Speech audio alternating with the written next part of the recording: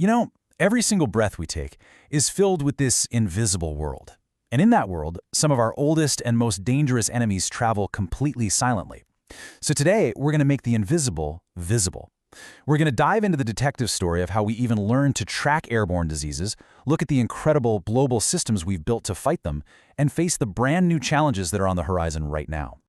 So just to give you a sense of the scale here, take a look at this number. Number 2. What do you think that represents? Well, according to the World Health Organization, that's the ranking of tuberculosis, a classic airborne disease among the world's infectious killers. It's number 2, right behind COVID-19. It actually claims more lives than HIV and AIDS combined.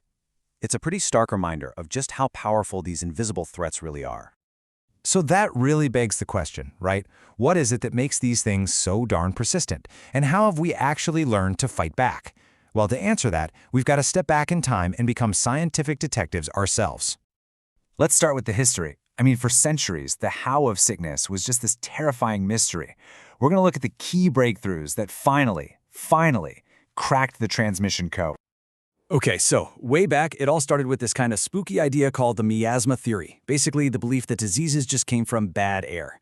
But then science started to sharpen the focus. In the late 1800s, a guy named Carl Flug showed that just coughing and talking could actually expel infectious particles.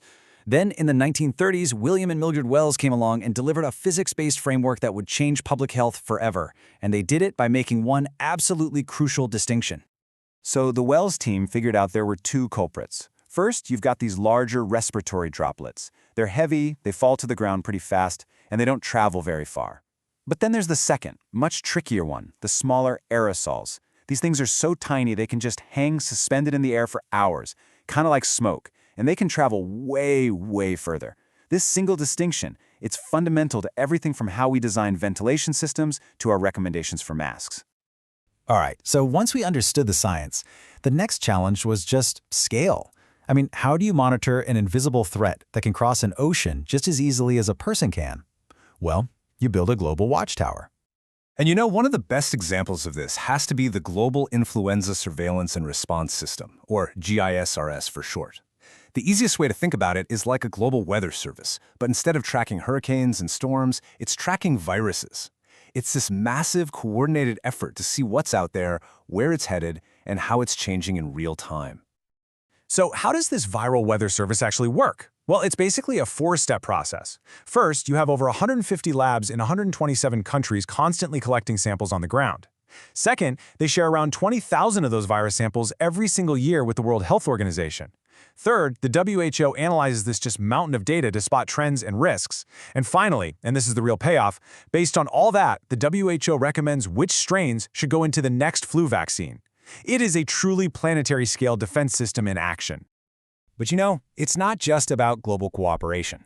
The tools we use have gone through this radical transformation, completely supercharging the entire field of epidemiology, which, by the way, is just the science of how diseases spread and how we can control them. One of the key weapons in this modern toolkit is genomic sequencing.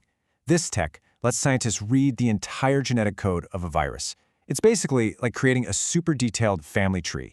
By comparing the codes from different samples, they can track exactly how a virus is mutating, follow the spread of new variants, and figure out how well our treatments are actually working against it. So it's not just about looking backward. This tech also helps us look forward. Epidemiologists use these incredibly sophisticated computer models to try and forecast how a disease might spread through a population. Now, it's not a crystal ball, obviously, but it is an absolutely vital tool for planning public health responses and making sure we get resources to where they're needed most. And scientists don't just rely on one type of model. They have a whole toolkit. Think of it like a photographer using different camera lenses. You've got compartmental models that give you the wide shot, grouping people as susceptible, infectious, or recovered. Then you have spatial models that zoom right in on geography and population density. Network models trace our social connections, who hangs out with whom. And transmission models look at the biology of the virus itself. Each one gives you a different, vital perspective on the same outbreak.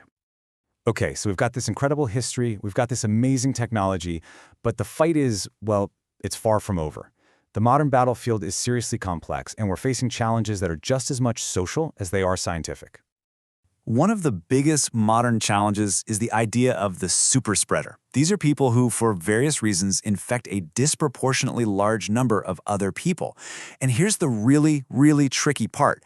They often show zero symptoms. They're like invisible ghosts in the system, and that complicates every single effort to trace and model an outbreak. And then there's a challenge that has nothing to do with the virus at all: misinformation. As this quote from a 2020 study points out, what some people have called an infodemic can be just as dangerous as the pandemic itself.